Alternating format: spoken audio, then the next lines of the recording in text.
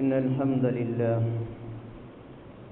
نحمده ونستعينه ونستغفره ونعوذ بالله من شرور أنفسنا ومن سيئات أعمالنا من يهده الله فلا مضل له ومن يضلله فلا هادي له وأشهد أن لا إله إلا الله وحده لا شريك له وأشهد أن محمدا عبده ورسوله أرسله بالهدى ودين الحق ليظهره على الدين كله ولو كره المشركون اللهم صل على محمد وعلى آل محمد كما صليت على إبراهيم وعلى آل إبراهيم إنك حميد مجيد أما بعد فإن خير الحديث كتاب الله وخير الهدي هدي محمد صلى الله عليه وسلم وشر الأمور محدثاتها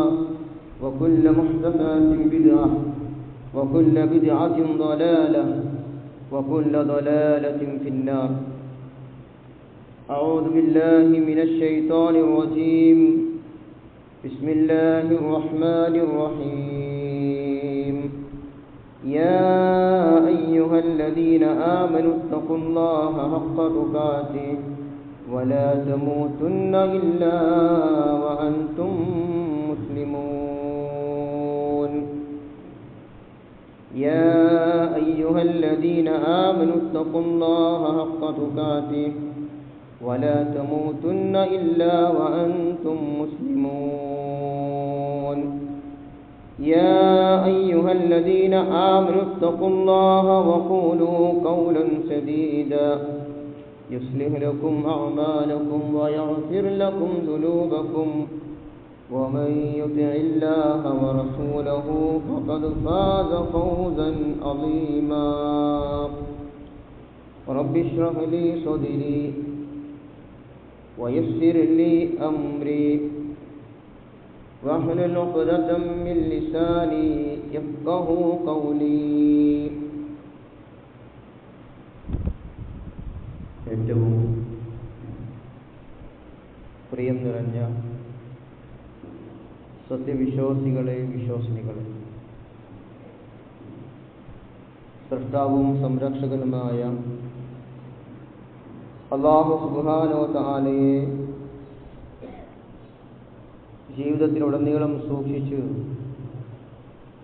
തഖ്വയോടുകൂടി ജീവിതം ക്രമപ്പെടുത്തണമേ എന്ന് എന്നെ മറക്കാതെ എല്ലാ ഓരോരുത്തരോടും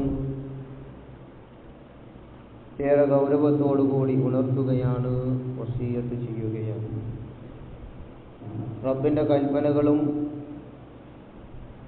നിയമങ്ങളും നിർദ്ദേശങ്ങളുമെല്ലാം പരമാവധി ജീവിതത്തിൻ്റെ എല്ലാ സമയങ്ങളിലും സന്ദർഭങ്ങളിലും സൂക്ഷിക്കുകയും അങ്ങനെ ജീവിതം ക്രമപ്പെടുത്തുകയും ചെയ്ത് നാളെ മരണാനന്തര ജീവിതത്തിൽ റബ്ബ് സുബ്ഹാനഹു വ തആലയെ കണ്ടുമുട്ടുന്ന നാളിൽ അല്ലാഹു സുബ്ഹാനഹു വ തആല സ്വർഗ്ഗം നൽകി അനുഗ്രഹിക്കുന്ന അവൻ്റെ ഇഷ്ടദാസന്മാരുടെ കൂട്ടത്തിൽ നമ്മെ ഏവരെയും ഉൾപ്പെടുത്തി അനുഗ്രഹിക്കുമാറാകട്ടെ. പുതിയ തലമുറ എന്നത്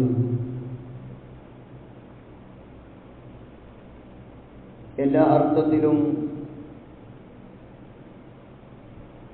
തോന്നിവാസങ്ങൾക്ക് വിധേയരായിക്കൊണ്ടിരിക്കുന്ന അധാർമികമായ പ്രവർത്തനങ്ങളിലേക്ക് കൂപ്പുകുത്തിക്കൊണ്ടിരിക്കുന്ന ഒരു പുതിയ സാഹചര്യത്തിലൂടെയാണ് നമ്മളൊക്കെ കടന്നുപോയിക്കൊണ്ടിരിക്കുന്നത്. ഇവിടെയാണ് മദ്യവും മയക്കുമരുന്നുമെല്ലാം സമ്മാനിക്കുന്ന ലഹരിയിൽ എല്ലാം മറന്ന് ജീവിക്കുന്ന ഒരു തലമുറ നമുക്കിടയിൽ വളർന്ന് വരുന്നു എന്നത് ഏറെ ആശങ്കയോടെയാണ് നമ്മളൊക്കെ അതിനെ നോക്കിക്കണ്ടിക്കൊണ്ടിരിക്കുന്നത്. വളരെയധികം ഭീകരവും അതുപോലെ തന്നെ ഓരോ ദിവസവും കേട്ടുകൊണ്ടിരിക്കുന്ന കണ്ടുകൊണ്ടിരിക്കുന്ന വാർത്തകൾ നമ്മളെയൊക്കെ പിടിച്ചു കുലുക്കുന്ന, ഞെട്ടലുണ്ടാക്കുന്ന ഏറെ വിഷമകരമായ വാർത്തകളാണ് മലയാള മണ്ണിൽ നമ്മൾ കഴിഞ്ഞ ദിവസങ്ങളിലെല്ലാം മനസ്സിലാക്കിയത്. ജന്മം നൽകിയ മാതാവിന് ലഹരിക്ക് അടിമപ്പെട്ട മകൻ കൊലപ്പെടുത്തിയ വാർത്തകൾ നമ്മൾ വായിച്ചു. അതുപോലെ തന്നെ വിദ്യ നുകരുന്ന ഗുരുനാഥന്റെ നേരെ കൊലവിളി നടത്തുന്ന വിദ്യാർത്ഥിയുടെ വീഡിയോകളും കഴിഞ്ഞ ദിവസങ്ങളിൽ നമ്മളെല്ലാം സോഷ്യൽ മീഡിയകളിലൂടെ കണ്ടവരാണ്. ഈ തരത്തിലുള്ള ചെറുതും വലുതുമായ ധാരാളം വാർത്തകൾ ദിനേന നമ്മൾ കേട്ടുകൊണ്ടിരിക്കുന്നു എന്നത് ഭീകരമായ അവസ്ഥയിലേക്കാണ് വരും തലമുറയെ നയിച്ചുകൊണ്ടിരിക്കുന്നത് എന്നതാണ് ഇതിൽ നിന്നെല്ലാം നാം മനസ്സിലാക്കുന്നത്. എത്രയോ കുടുംബങ്ങൾ ശിഥിലമാക്കപ്പെട്ടിരിക്കുന്നു. ലഹരി വസ്തുക്കൾ ഉപയോഗിച്ച കാരണത്താൽ കുടുംബ ബന്ധങ്ങൾ തകർന്നുകൊണ്ടിരിക്കുന്നു. ലഹരിയിൽ മുങ്ങുന്ന നാട് എന്ന് നമ്മുടെ നാടിനെ, ദൈവത്തിൻ്റെ സ്വന്തം നാട്, മനോഹരമായ പ്രയോഗങ്ങളെല്ലാം ഉണ്ടായിരുന്ന ഈ ഒരു നാടിനെ ലഹരിയിൽ മുങ്ങുന്ന നാട് എന്ന ആ ഒരു ഓമന പേരിലേക്ക് മാറ്റുന്ന തരത്തിൽ ലഹരി മാഫിയകൾ നമ്മുടെ നാടിനെ വരിഞ്ഞു മുറുക്കിക്കൊണ്ടിരിക്കുന്ന കാഴ്ചകളാണ് നമ്മൾ കണ്ടുകൊണ്ടിരിക്കുന്നത്. അതുപോലെ തന്നെ ഏത് നിമിഷവും ലഹരി മാഫിയകളുടെ കെണിയിൽ വീഴാറുന്ന അല്ലെങ്കിൽ വീണു പോകുന്ന ഒരു തരം കൗമാരമാണ് നമ്മുടെ വളർന്നു വരുന്ന യുവതലമുറ എന്നത്. അതിനനുകൂലമായ സാഹചര്യങ്ങളും ക്യാമ്പസുകളും അതിന് അനുസൃതമായി തന്നെ എല്ലാ വൃത്തികേടുകൾക്കും ലൈസൻസ് കൊടുത്ത ഒരു പുതിയ കാലഘട്ടം നമ്മൾ കണ്ടുകൊണ്ടിരിക്കുന്ന റീൽസുകളിലൂടെ, യൂട്യൂബുകളിലൂടെ എല്ലാം വൃത്തികേടുകൾ കാട്ടിക്കൂട്ടുന്ന യൂട്യൂബർമാരെ, നീചമായ പ്രവർത്തികൾ കാട്ടിക്കൂട്ടുന്ന, വൃത്തികേടുകൾ കാട്ടിക്കൂട്ടുന്ന യൂട്യൂബർമാരെയാണ് ഇന്നത്തെ തലമുറ റോൾ മോഡലാക്കി വരുന്നത് എന്നത് അതിലേറെ ഭീകരമായ അവസ്ഥയാണ്.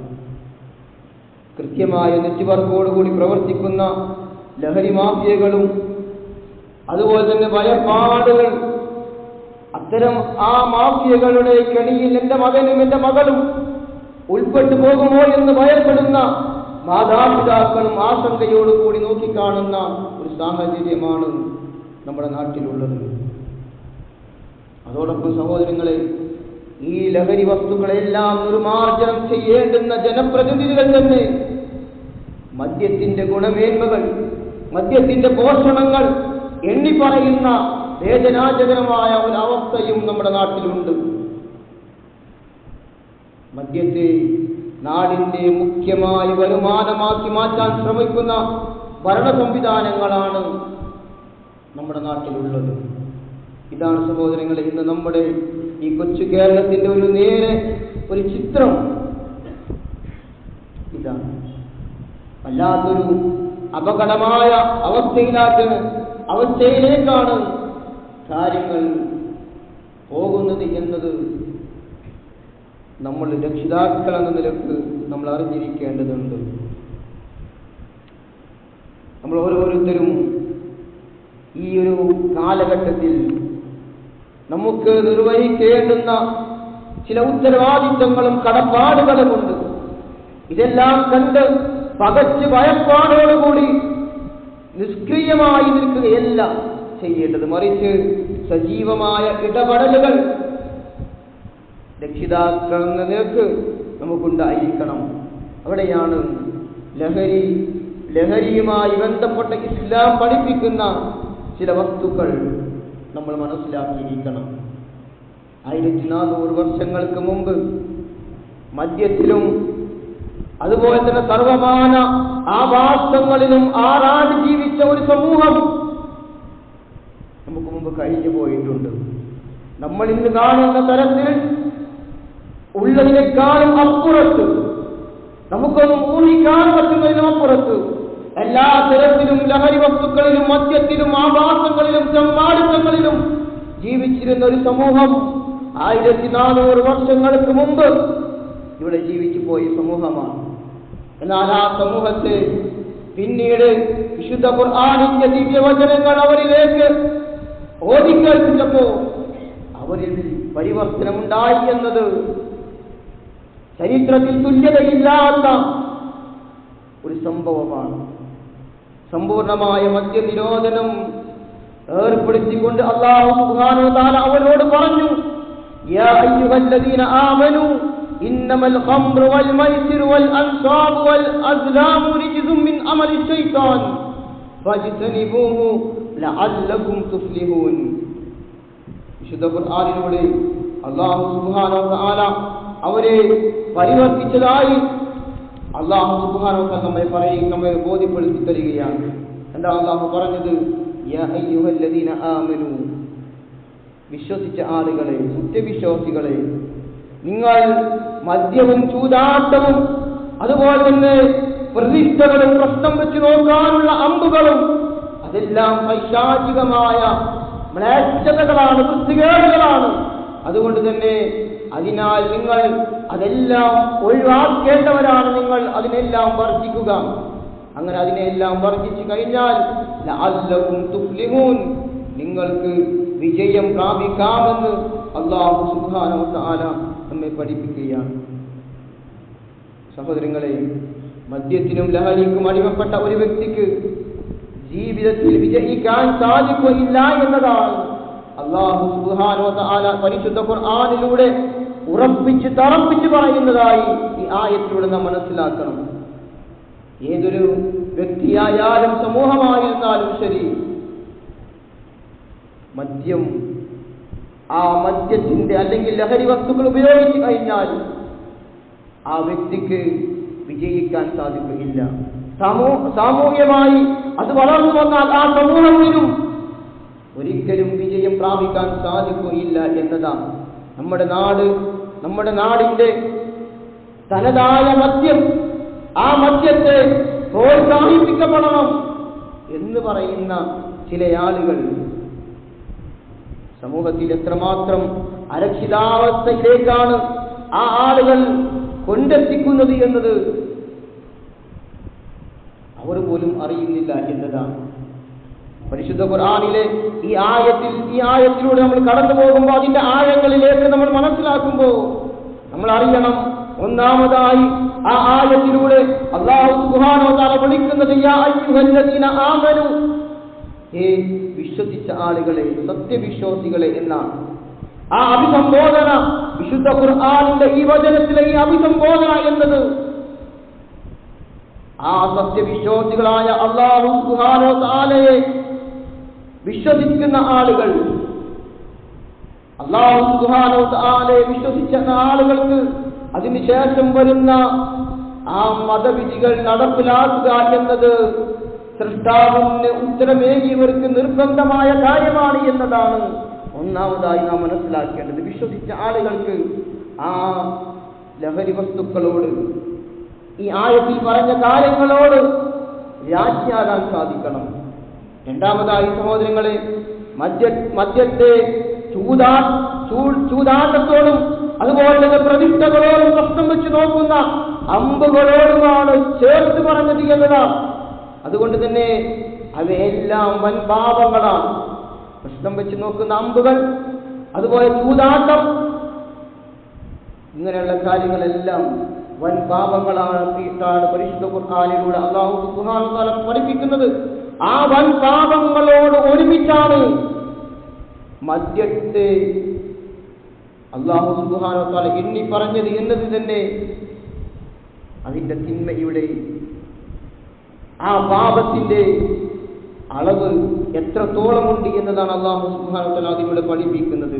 മൂന്നാമതായി വിശുദ്ധ ഖുർആനിലെ ഈ വചനത്തിൽ പറഞ്ഞതായി കാണാം, റിജ്സ് എന്ന പ്രയോഗമാണ് അല്ലാഹു സുബ്ഹാനഹു വ തആല ഉപയോഗിച്ചത്. എന്താണ് റിജ്സ് എന്ന് പറഞ്ഞാൽ? മാലിന്യത്തിനും മ്ലേച്ഛമായ വസ്തുക്കൾക്കുമാണ് അറബി ഭാഷയിൽ റിജ്സ് എന്ന് ഉപയോഗിക്കുന്നത്. അതുകൊണ്ട് തന്നെ മദ്യം ഉപയോഗിക്കുക എന്നത് മ്ലേച്ഛമായ കാര്യമാണ്. അത് അത്രയും വൃത്തികേടായ മാലിന്യമാണ് എന്നതാണ് അല്ലാഹു സുബ്ഹാനഹു വ തആല ഇതിലൂടെ പഠിപ്പിക്കുന്നത്.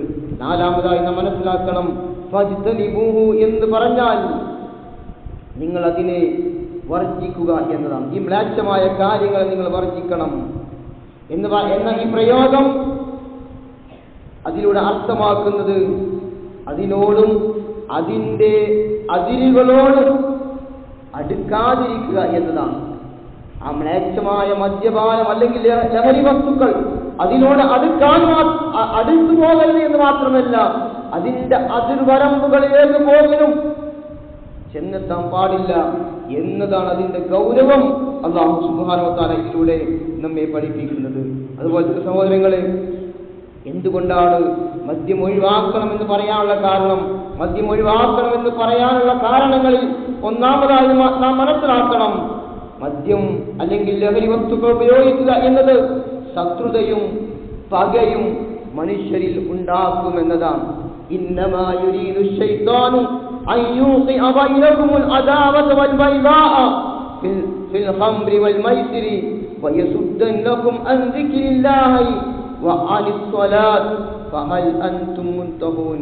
വിശുദ്ധ ഖുർആനിൽ അല്ലാഹു സുബ്ഹാനഹു വ തആല പറഞ്ഞതായി കാണാം, ഇന്നമാ യുരീദു ശൈത്താനു, പിശാച് നിങ്ങളിൽ ഉദ്ദേശിക്കുന്നത്, മദ്യത്തിലൂടെയും ചൂതാട്ടത്തിലൂടെയും എല്ലാം പിശാച് ഉദ്ദേശിക്കുന്നത് എന്താണ്? നിങ്ങൾക്കിടയിൽ ശത്രുതയും വിദ്വേഷവും ഉളവാക്കുക എന്നതാണ്. പരസ്പരം നിങ്ങൾ ഐക്യത്തോടു കൂടി ജീവിക്കുന്ന ആളുകളാണ് എങ്കിൽ, നിങ്ങൾ സ്നേഹത്തോടു കൂടി ജീവിക്കുന്ന ആളുകളാണ് എങ്കിൽ, നിങ്ങൾക്കിടയിൽ പകയുണ്ടാക്കാൻ, നിങ്ങൾക്കിടയിൽ വിദ്വേഷമുണ്ടാക്കാൻ, നിങ്ങളെ പരസ്പരം തമ്മിലടിപ്പിക്കുക എന്നതാണ് പിശാച് അതിലൂടെ ഉദ്ദേശിക്കുന്നത് എന്നതാണ്.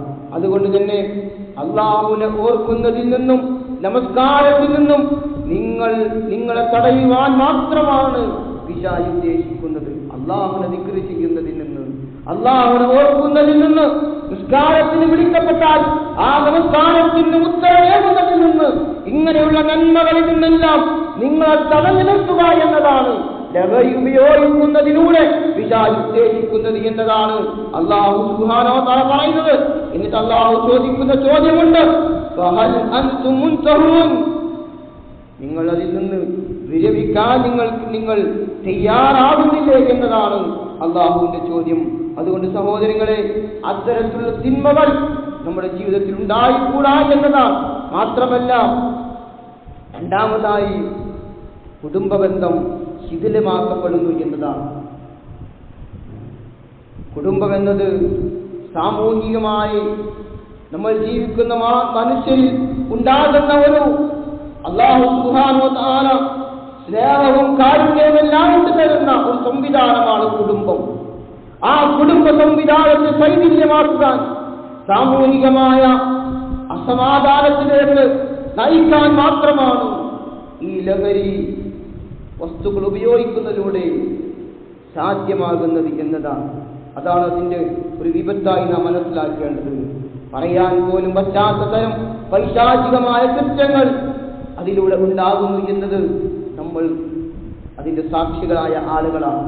എത്ര കുടുംബങ്ങളാണ് സഹോദരങ്ങളെ ഈ സാമൂഹികമായ വിപത്തിലൂടെ തകർന്നു പോകുന്നത്? എത്ര കുടുംബങ്ങളാണ് കണ്ണീർ കുളിച്ചുകൊണ്ടിരിക്കുന്നത്? എത്ര കുടുംബങ്ങളാണ്, കുടുംബിനികളാണ്, എത്ര കുഞ്ഞുങ്ങളാണ് ലഹരി വസ്തുക്കൾ ഉപയോഗിക്കുന്നതിലൂടെ കുടുംബിനികൾ വിധവരായി മാറുന്നത്? എത്ര കുഞ്ഞുങ്ങൾക്കാണ് അമ്മമാർ നഷ്ടപ്പെട്ടു പോകുന്നത്, എത്ര കുഞ്ഞുങ്ങൾക്കാണ് പിതാക്കൾ നഷ്ടപ്പെട്ടു പോകുന്നത്. ഇങ്ങനെയുള്ള വിപത്തുകൾ ഈ നശീകരണത്തിലൂടെ, ഈ ലഹരിയിലൂടെ ഉണ്ടാകുന്നു എന്നതാണ് നാം മനസ്സിലാക്കേണ്ടത്. മാത്രമല്ല സഹോദരങ്ങളെ, മനുഷ്യ മനസാക്ഷിക്ക് പോലും, ആ മനസാക്ഷിയെ പോലും മറവിച്ചു പോകുന്ന വാർത്തകളാണ് ദിനേനമെന്നോണം നമ്മൾ കണ്ടുകൊണ്ടിരിക്കുന്നതും കേട്ടുകൊണ്ടിരിക്കുന്നതും. ആ വാർത്തകളുടെ എല്ലാം പിന്നാമ്പുറങ്ങളിലേക്ക് നമ്മളൊന്ന് നെറ്റി നോക്കിയാൽ, അല്ലെങ്കിൽ അത്തരം വാർത്തകളുടെ, അത്തരം കേസുകളുടെ പിന്നാമ്പുറങ്ങളിലേക്ക് നിയമപാലകരെത്തുമ്പോൾ ഭൂരിഭാഗം കേസുകളിലെ വില്ലൻ മദ്യവും മയക്കുമരുന്നും ലഹരിയും ആണ് എന്നതാണ് ഒരു യാഥാർത്ഥ്യമാണ്. കഴിഞ്ഞ ദിവസം നടന്ന ഒരു പിഞ്ചുമാലിയുടെ ക്രൂരമായ കൊലപാതകം നമ്മൾ വാർത്തകളിലൂടെ കേട്ടതാണ്. അതിൻ്റെ പിന്നാമ്പുറ കഥകൾ അറിഞ്ഞപ്പോ, വായിച്ചപ്പോ, കേട്ടപ്പോ ലഹരിയാണ് അതിൻ്റെ ഒന്നാമത്തെ പ്രതി എന്നതാണ്. ലഹരി വസ്തുക്കൾ ഉപയോഗപ്പെടുത്തിയ, അല്ലെങ്കിൽ അത് ഉപയോഗം ചെയ്യുന്ന മനുഷ്യനാണ് ആ കുഞ്ഞിനെ ക്രൂരമായ കൊന്നത് എന്നത് നമ്മൾ വായിച്ചറിഞ്ഞവരാണ്. സഹോദരങ്ങളെ, ആ പിഞ്ചോമന പൈതൽ, ആ കുഞ്ഞിന് ജന്മം നൽകിയ മാതാപിതാക്കളുടെ വേദന എത്രയാണ്, അവർക്ക് താങ്ങാവുന്നതിനും എത്രയോ അപ്പുറത്തായിരിക്കും അവരുടെ വേദനകൾ. ഇതെല്ലാം അനുഭവിക്കുമ്പോഴാണ് സഹോദരങ്ങളെ അറിയുക, നമ്മൾക്കും നമ്മുടെ കുഞ്ഞ്, നമ്മുടെ പിഞ്ചോമന പൈതൽ ഇത്തരം കിരാതമായ ആളുകളുടെ കൈകളാൽ എരിഞ്ഞമറിയുമ്പോൾ വേദനകൾ നമുക്കപ്പോഴേ മനസ്സിലാവുകയുള്ളൂ. അതുകൊണ്ട് സഹോദരങ്ങളെ, അത്തരം നീചമായ വൃത്തികേടുകളിൽ നിന്ന് ഈമാനുള്ള ആളുകളെ നിലക്ക് നമ്മളതിൽ നിന്ന് വിട്ടു നിൽക്കുന്നതോടൊപ്പം തന്നെ ബോധവൽക്കരിക്കുന്ന ആളുകളായി മാറാൻ നമുക്ക് സാധിക്കണം. അതുപോലെ സഹോദരങ്ങളെ, നമ്മുടെ അയൽപക്കങ്ങളിൽ താമസിക്കുന്ന ആളുകൾ അവരാരാണ് എന്ന് നമുക്കറിയണം. അന്യസംസ്ഥാന ജോലിക്കാരാണ് എങ്കിൽ, അന്യസംസ്ഥാന തൊഴിലാളികളാണ് എങ്കിൽ അവരുടെ കാര്യത്തിൽ ജാഗ്രത പാലിച്ചേ മതിയാകും. ഈ കഴിഞ്ഞ ദിവസം മരണപ്പെട്ട ആ കുഞ്ഞിന്റെ കൊലപാതകം അത്തരത്തിലുള്ള നീചന്റെ കയ്യാലാണ് നടന്നത് എന്നതാണ് നാം മനസ്സിലാക്കേണ്ടത്. അവരിലൂടെയാണ് ഈ മയക്കുമരുന്നുകളും അതുപോലെ ലഹരി വസ്തുക്കളുമെല്ലാം നമ്മുടെ കുഞ്ഞുങ്ങളിലേക്ക് വരെ എത്തുന്നത് എന്നത് നമ്മൾ അറിയണം, നമ്മൾ പരിശോധിക്കണം, നമ്മൾ അവരെ കുറിച്ച് ജാഗ്രതയിലായിരിക്കണം എന്നതാണ്. അതുപോലെ സഹോദരങ്ങളെ, ഈ അടുത്ത് ഹൈസ്കൂളിൽ പഠിക്കുന്ന ഏതാനും പെൺകുട്ടികളുടെ കയ്യിൽ നിന്ന് ലഹരി വസ്തുക്കൾ പിടിച്ചെടുത്തപ്പോ പലതും ലഭിച്ചത് ഇത്തരം ആളുകളിൽ നിന്നായിരുന്നു എന്നത് തെളിയിക്കപ്പെട്ട വസ്തുതയാണ്. മദ്യത്തിന്റെ വിപത്തുകളെ ഉണർത്തിക്കൊണ്ട് റസൂലുള്ളാഹി സ്വല്ലല്ലാഹു അലൈഹി വസല്ലം പറഞ്ഞ വാക്കുകൾ ഓരോന്നും എത്രമാത്രം പ്രശസ്തവും ചിന്തനീയവുമാണ് എന്നത് നാം മനസ്സിലാക്കണം. പ്രവാചകൻ സ്വല്ലല്ലാഹു അലൈഹി വസല്ലം പറഞ്ഞു, അൻ ഇബ്നു അബ്ബാസ് റളിയല്ലാഹു അൻഹു قال سمعت رسول الله صلى الله عليه وسلم يقول الخمر أم الفواحش والأكبر الكبائر من شربها وقع على أمه وخالته وعمته. ഇബ്നു അബ്ബാസ് റളിയല്ലാഹു അൻഹു നിവേദിച്ച ഹദീസിൽ റസൂലുള്ളാഹി സ്വല്ലല്ലാഹു അലൈഹി വസല്ലം പറഞ്ഞു, എല്ലാ തോന്നിവാസങ്ങളുടെയും എല്ലാ വേച്ഛതകളുടെയും ഉമ്മാണ്, മാതാവാണ് മദ്യമെന്നത്. ആ മദ്യം എല്ലാ തോന്നിവാസങ്ങളുടെയും മാതാവായിട്ടാണ് പരിശുദ്ധ ഇസ്ലാം പഠിപ്പിക്കുന്നത്. വൻപാപങ്ങളായിട്ടാണ് മദ്യപാനിയെ എണ്ണിയിട്ടുള്ളത്. ആരെങ്കിലും അത് കുടിച്ചാൽ, ആരെങ്കിലും ആ മദ്യം നുകർന്നു കഴിഞ്ഞാൽ അവൻ അവന്റെ മാതാവിന്റെ മേലോ അവന്റെ അമ്മായിയുടെ മേലോ അവൻ വീണിരിക്കാം എന്ന് റസൂലുള്ളാഹി സ്വല്ലല്ലാഹു അലൈഹി വസല്ലം.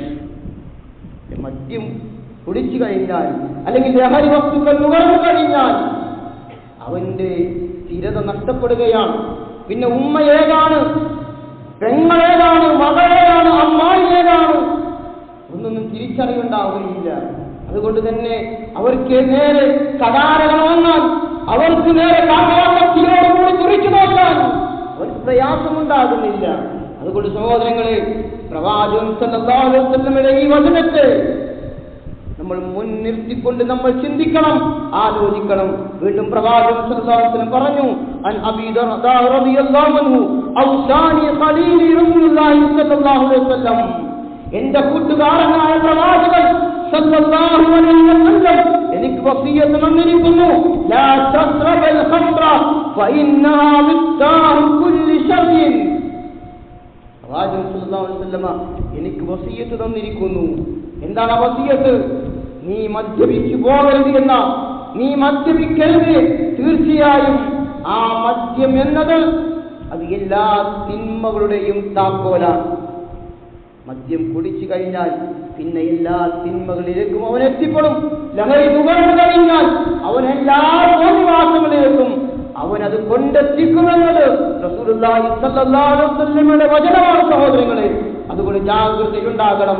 നബി സല്ലല്ലാഹു അലൈഹി വസല്ലമ, ആ പ്രവാചകൻ സല്ലല്ലാഹു അലൈഹി വസല്ലമ വരുന്ന സമൂഹം, ഞാൻ പറഞ്ഞു 1400 വർഷങ്ങൾക്ക് മുമ്പ് ഇതിനേക്കാളും തോന്നിവാസികളായ ഒരു സമൂഹം ഉണ്ടായിരുന്നു. ആ സമൂഹത്തിലേക്ക് പ്രവാചകൻ സല്ലല്ലാഹു അലൈഹി വസല്ലമ വന്നപ്പോൾ അവർക്ക് പ്രവാചകൻ സല്ലല്ലാഹു അലൈഹി വസല്ലമയാൽ പരിവർത്തനം സൃഷ്ടിക്കപ്പെട്ട ഒരു സമൂഹത്തിന്റെ ആ പഴയ ചരിത്രം നമ്മൾ ആലോചിക്കണം, നമ്മൾ മനസ്സിലാക്കണം, നമ്മൾ പഠിക്കണം. അതിലൂടെ നമ്മൾ കണ്ണോടിക്കണം. തിന്മകളുടെ അന്ധകാരം കാരണത്താൽ ലോകത്ത് ഇനി എന്തെല്ലാം തിന്മകളുണ്ടോ ആ തിന്മകൾ മുഴുവനും ആ സമൂഹത്തിലുണ്ടായിരുന്നു എന്നാണ്.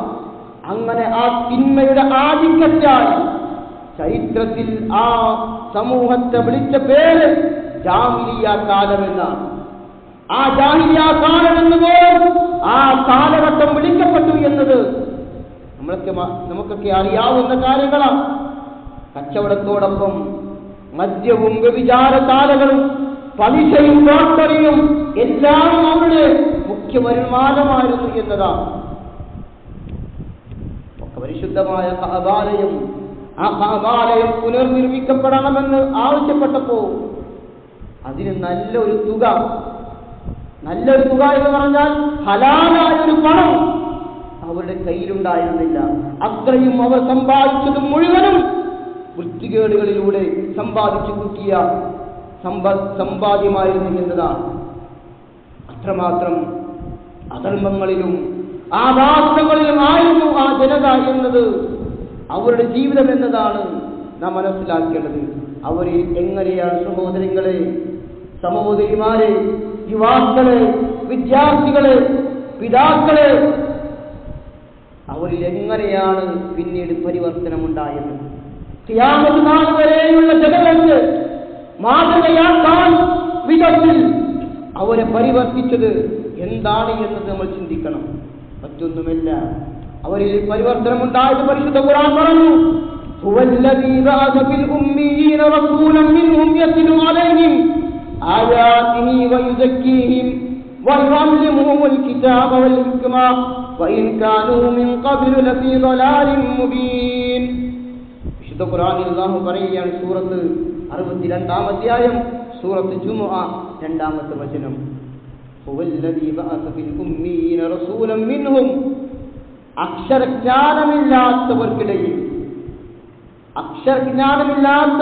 എന്ന് പറഞ്ഞാൽ വിദ്യാഭ്യാസമില്ലാത്തവർക്കിടയിൽ, എഴുത്തും വായനയും അറിയാത്തൊരു സമൂഹം, ആ അവർക്കിടയിൽ അല്ലാഹുവിന്റെ ദൃഷ്ടാന്തങ്ങൾ അവർക്ക് വായിച്ചു കേൾപ്പിക്കുകയും അവരെ സംസ്കരിക്കുകയും ചെയ്തു എന്നാണ്. പരിശുദ്ധ ഖുർആനാണ് അവരെ പരിവർത്തിച്ചെടുത്തത്. പരിശുദ്ധ ഖുർആനാണ് അവരെ നന്നാക്കിയെടുത്തത്. പരിശുദ്ധ ഖുർആനാണ് മദ്യത്തിൽ നിന്നും മദിരാശിയിൽ നിന്നും വ്യഭിചാരത്തിൽ നിന്നും എല്ലാത്തരം തോന്നിവാസങ്ങളിൽ നിന്നും അവരെ പരിവർത്തിച്ചെടുത്തത് എന്നതാണ് അല്ലാഹു സുബ്ഹാനഹു വ തആല നമ്മെ പഠിപ്പിക്കുന്നത്. അതുകൊണ്ട് തന്നെ സഹോദരങ്ങളെ, ആ പരിശുദ്ധ ഖുർആൻ നമ്മുടെ കയ്യിലുണ്ട്. ആ പരിശുദ്ധ ഖുർആൻ കൊണ്ട് മാത്രമേ നമ്മൾ നന്നാവുകയുള്ളൂ. പ്രവാചകൻ സല്ലല്ലാഹു അലൈഹി വസല്ലമയുടെ തിരുസുന്നത്തുകൾ കൊണ്ട് മാത്രമേ നമ്മൾ നന്നാവുകയുള്ളൂ. അതുകൊണ്ട് ആ നന്നാവുന്ന പരിശുദ്ധ ഖുർആനിലേക്കും തിരുസുന്നത്തിലേക്കും നമ്മൾ നമ്മുടെ റൂട്ടൊന്ന് മാറ്റിയാൽ നമ്മൾ നന്നാവും, നമ്മുടെ സമൂഹം നന്നാവും, നമ്മുടെ കുടുംബങ്ങൾ നന്നാവും.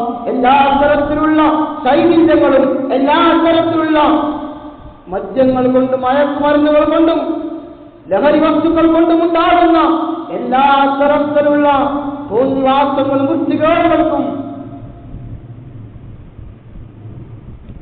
എന്നൊരു അറിവുണ്ടാക്കാൻ ഈ പരിശുദ്ധ ഖുർആനിനും പ്രവാചകന്റെ സുന്നത്തിനും മാത്രമേ സാധിക്കുകയുള്ളൂ. അതിലേക്ക് നമ്മൾ മടങ്ങുക, അതനുസരിച്ച് ജീവിക്കുക, അത് വായിക്കുക, അത് ജീവിതത്തിൽ പകർത്തുക. അല്ലാഹു സുബ്ഹാനഹു വ തആല അത്തരത്തിലുള്ള നല്ലൊരു സമൂഹമാക്കി നമ്മെ മാറ്റി തരുമാറാകട്ടെ.